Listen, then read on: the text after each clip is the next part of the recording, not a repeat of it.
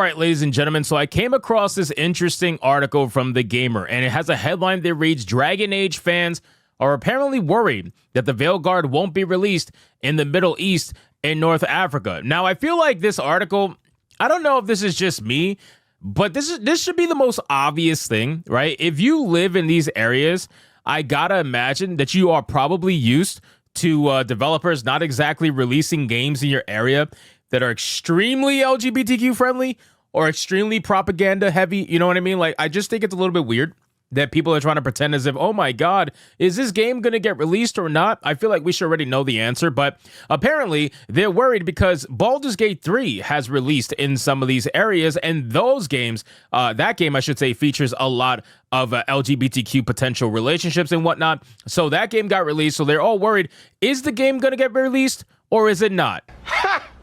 Gay!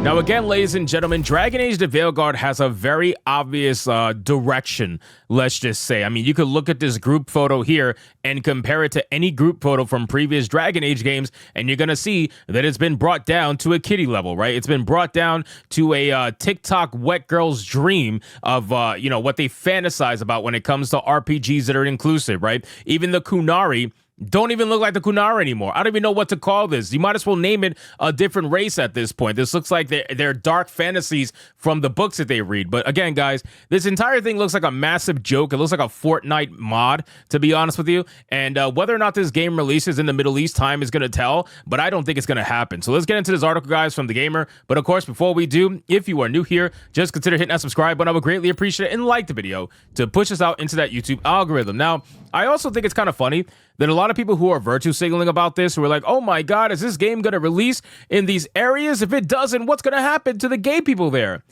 I guarantee you that a lot of people who are saying stuff like that are people who don't even live there, right? They're people who are virtue signaling here in the West, and they're like, oh, we got to think about our Middle Eastern brothers and sisters who love gay stuff. Yeah, like they have a weird worldview that everything and anything is gay, essentially, and they're trying to pretend like they give a crap whether or not this game actually gets released in these areas. So we got some key takeaways. Dragon Age the Veilguard is not currently available to pre-order in some countries. Not shocking, considering that they're probably working with those countries to figure out a way to bring the game to those countries, right? It's not going to be an immediate no. They're going to give them certain things. The country's going to give them certain things that they want done, and whether or not the developer actually chooses to do it or not is up to them, because they can say no, right? Obviously, developers have started to say no because the ideology has taken over, and it's more important than money at this point. So they have started saying no. They didn't used to before. They used to ban all the gay shit and remove it from the game in order to sell it in these countries like they did with Spider-Man. But now they're starting to slowly stop doing that because they got called out on it, and they don't want to be called grifters. They don't want to be called liars or whatever, or cons. So they decided to give up the money. Then it says Dragon Age Inquisition faced similar non-availability issues, worrying some fans. EA and BioWare have yet to comment on the topic. They're not going to comment on it because they're probably actively working on it, right? They're actively working to try to bring the game to these countries. But let's see, who are these fans? I want to know, like, what do they base this off of? That's what I'm most curious about, because who is honestly caring about whether or not this game gets released over there? Dragon Age the Veilguard is currently not available to pre-order in certain countries, and fans are worried that they may not be able to purchase the Veilguard legitimately. There are concerns among Dragon Age fans, such as those expressed in a Reddit thread by user Muted Picture 713. Wait, so we're basing this entire thing off of a Reddit thread from someone called Muted Picture 713. Okay, I got you. All right, let's rock with it. That the Veilguard is not currently available to pre-order in certain regions. Anecdotally, fans have reported the game not being available in Saudi Arabia, Lebanon, and India. Do you know, like, the places that you're talking about? Do you know the places that you're talking about? Like, are you really that shocked that a massively homosexual game is not available in these countries that are inherently against massive homosexuality? Like, I don't understand. Why is this such a shocking thing? Why is anybody trying to pretend like, oh my God, what is happening? Like, I don't understand that. The Veilguard, listen, the characters that are in the game, you can't even make something that even remotely looks heterosexual for the most part. And if you do, they're going to be androgynous heterosexual, which is they might be straight, But you can confuse them for a gay non-binary person all day long, right? They'll have the short hair. They'll have the Pokemon Go body style where no hips, no butt, no boobs, no nothing, no muscles, nothing, absolutely nothing. Everybody weighs 110 pounds in this universe for some reason. Nobody could be a little bit bigger. You know, it's just insane. Then it says that according to SteamDB data, the game is also not currently listed in Qatar, the United Arab Emirates, Kuwait, and Russia. Yeah, shocker. Like, you guys are naming places that these kind of games get banned in all the time. And players need to stop being shocked that their ideology is not being accepted everywhere else in the world. The world does not revolve around you. And this is the issue that a lot of these ideological psychopaths have, that when they push out games like this, they're like, well, we think it's stunning and brave here in the West, so why don't you think it's stunning and brave over there in Saudi Arabia? Why don't you think, you know, they try to push it out there. Like, bro, it's probably not going to get released, most likely, in those countries. You're going to just have to deal with it. And you're going to deal with it because you don't even live there, right? Most of the people complaining don't even live in those countries.